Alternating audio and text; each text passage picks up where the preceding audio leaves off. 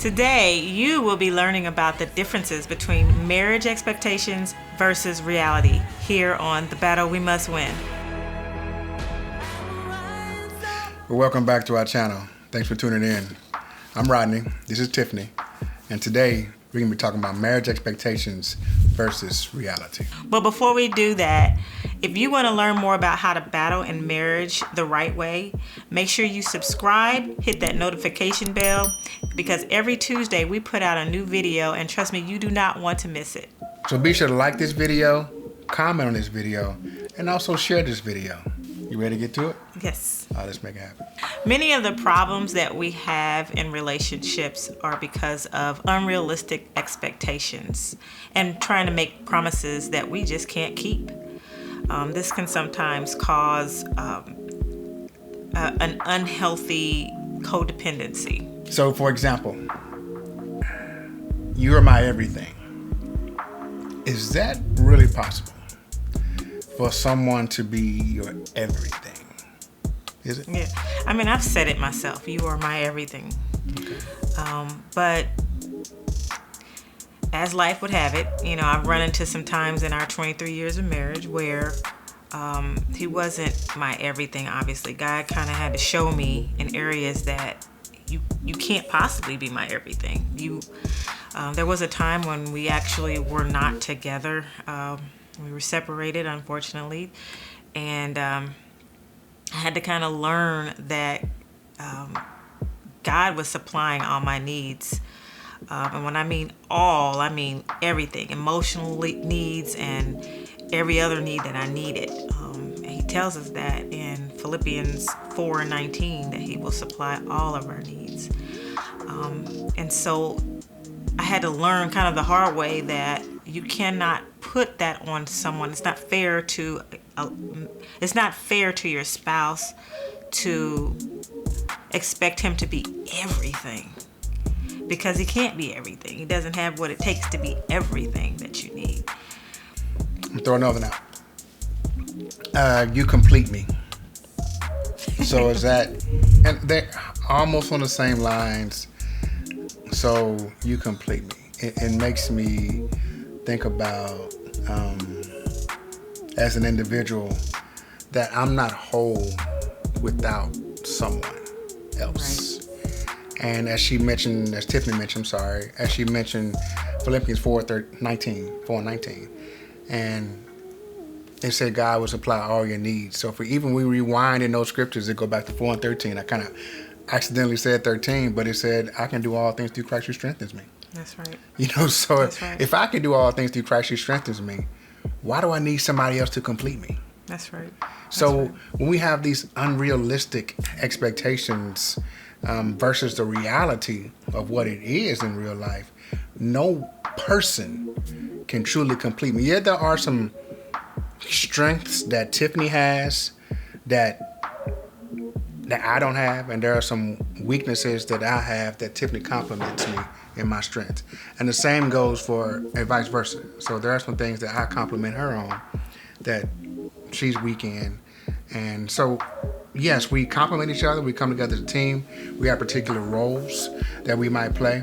However, for someone to say that she completes me, that's putting that burden on her. And it's like, she's not going to live up to that. That's right. Because this person cannot complete me. Well, what about the saying that you hear people say, I'll never hurt you? So I know we're talking about marriage. However, have your kids ever said some things to you that hurt your feelings? Mine has. Right. So it's like there are times when even our kids will say some things that hurt our feelings. They might not, or if they don't say it, they definitely might do it. Yeah. Because we feel like I can trust you as a kid, and you've been doing so many things. You've been doing this, you've been doing that. You might get good grades, You got perfect attendance. You say yes, ma'am, yes, sir. You do all your chores, and next thing you know, that kid does something. You're like, you're crushed. And so I brought the kid in because we will give kids certain passes that we don't give adults. And so when you think about as an adult, when they do something, any relationship, they're gonna do something to hurt you too. Yeah. So if it could be something that she say or something that she do that she's gonna hurt me. So any relationship, and I brought the kid in there to parallel with the marriage, because in any relationship there will be some hurt. Yeah. There's gonna be some hurt come along the way. That doesn't, because you get hurt by that individual doesn't mean you have to go separate ways. But in any relationship, people are gonna be hurt. Gonna hurt, because that's the nature. We all imperfect. Yeah. I'm a man, she's a man. I'm a woman. I'm a man, she's a woman. I'm a man, she's a woman. And but we're all men when it comes to the eyes of God, and we're gonna fail. I love that. When you said that, it reminded me of a story that I heard. A little small story about. I'm just gonna take a scorpion and a frog. Trying to get across this big body of water, and they couldn't figure out how to get across. And so the scorpion had a great idea. How about I just jump on your back and you hop on the rocks or something like that. He says, I would, but I'm scared you may sting me. He says, no, I wouldn't do that. I wouldn't do that. I mean, obviously they were friends, right? They cared about one another. They wouldn't do anything intentionally. So they went ahead, they put that plan in force. The scorpion gets on the frog, and then they hop across, and then in the middle of it, the scorpion stings them. So when they get across the way and get to the other side, the frog is like, man, you said you weren't going to sting me. And he just said, oh man, I did do that. I guess it's just in my nature. So again, I think we have good intentions for our spouses. A lot of times we don't intend to hurt. But because it's in our nature, we're sinful by nature. We're going to disappoint. I'm going to say some things I don't mean to. Sometimes I may mean to, but ultimately we don't mean to hurt each other. Just know, don't put that expectation on your spouse that they will never hurt you. Never hurt you? That could happen. So just know that can happen. And that probably will happen. Yeah. At some point. Yeah, just know it. Probably will. And it might happen, like you mentioned, unintentionally. It might happen because of a job, Yeah. You just never know. Or somebody gets, just respond to certain things, certain ways, and it's unintentional. But like she said, it's in relationships, someone will get hurt in relationships. No matter friendships. I mean, how many friends have you had that might have hurt your feelings, but they're still your friends. That's right. So in relationships, somebody's gonna get hurt at somehow, some way. So can we do one more? I'm nothing without you.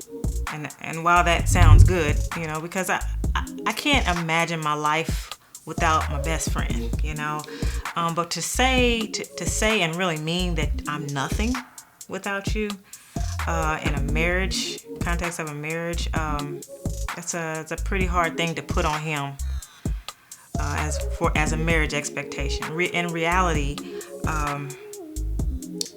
I was something before I met him, And in Psalms 139, 13, 14, is it? 13, 14, 15. 15. Right, yeah. God talks about how He made us fearfully and wonderfully. We were something. He made us really good. We were special. So to say that we're nothing without someone else, that's putting a pretty bad expectation on someone. You're right. So it's kind of, and it also takes away, like you mentioned, how God created us. He molded us. Like that scripture talks about being molded, in the womb, and so you can't mold anything without putting your hands on it. And right. Then once you create something, you look at it and you look at it, and it's beautiful. And that's what God did with us. So for us to belittle ourselves just to make it sound like someone elevates me, and that's not true. Not that person can elevate you, because as we mentioned, that person will and can let you down. Yeah, that's right. However, the one person that has never let any of us down, and some of us will argue this point because I know there's been some letdowns in our lives, and we will say, where was God in that? Yeah. Where was God in that? If there was a God, He wouldn't have did this. If there was a God, He wouldn't have did that. If God really loved us, this wouldn't have happened. Yeah. And however, if a lot of times we're speaking from our hurt. However, if we truly look deep and we see how we were truly made and what's going on around us, we would definitely see God in that. So that's what we can see in our marriage. And so we wanted to bring out those unrealistic things, because a lot of times people go into it and you're thinking unrealistically versus reality. And when reality hits, you're like, I'm ready to go. I'm ready to go. Or, you're just in a state of confusion and shock. So it's good that we learn now about those marriage expectations and versus reality, because they're different. They're different. I tell you, just to share a personal testimony, when Rodney and I were going through what we were going through and we separated, that was a hard time for me. And it left a hole in my heart. At least I felt like, it left a hole in my heart, knowing that our marriage was over, thinking that our marriage was over. And it almost made me feel like, I was just kind of in a despair feeling at that time, like a disconnect. And that's pretty common. You spent most of your life together, or you're doing life together, and then all of a sudden it's over. You feel like you can't live without them. Like, life is not the same. You don't want to pray anymore. You don't want to go to church anymore, and all that type of thing. And you just have that feeling of just despair. So, but then God showed me through that time that, first of all, I shouldn't have placed that much expectation on my spouse to make me feel whole, or to be there for me at all times, or to give me the joy that I needed. And see, when I was on my own, I started realizing, Lord, you are the one that's supposed to make me feel whole, and to remind me who I am, and who I am in Christ. I don't need another person. Of course, I love my husband, and I was sad that we were departed, that we had departed from each other. But I needed to learn how to stand on my own 2 feet and know who I am in Christ, and to know that I am somebody. And that's the reality of it all. You want to have that relationship with Christ above all else. We threw out some quotes that we've heard people have said before. Even we probably said it ourselves. Mm-hmm. I don't even know. But definitely I felt them.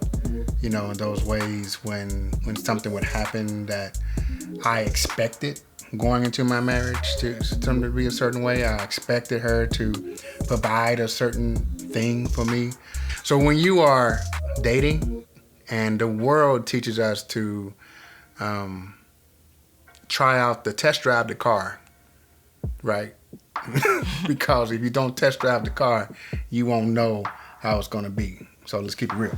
So if we are sexually active before we get married, and then we're thinking that when you get married, it's going to be that way all the time. It's like, man, we just going to be we just so perfect right outside of marriage. And when we get married, it's going to be that way all the time. Then you get married and reality hits, and you're like, oh, hold up.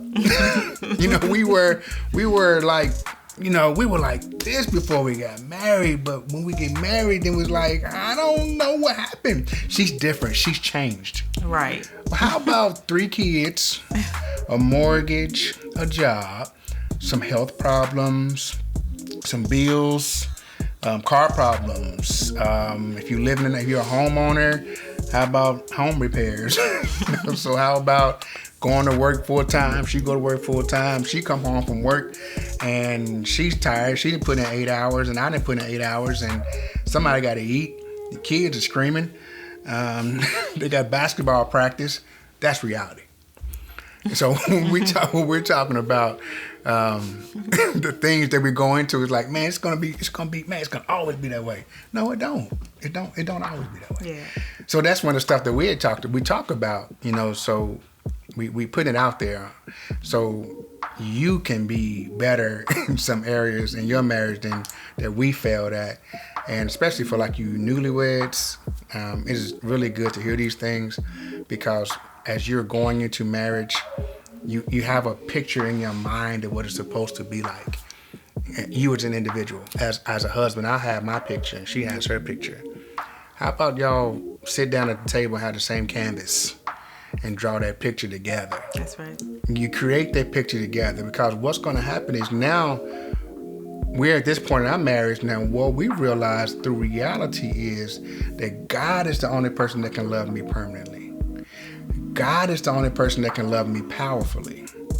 And God is the only person that can love me perfectly. So now we're at this point because we had to get past all that unrealistic stuff.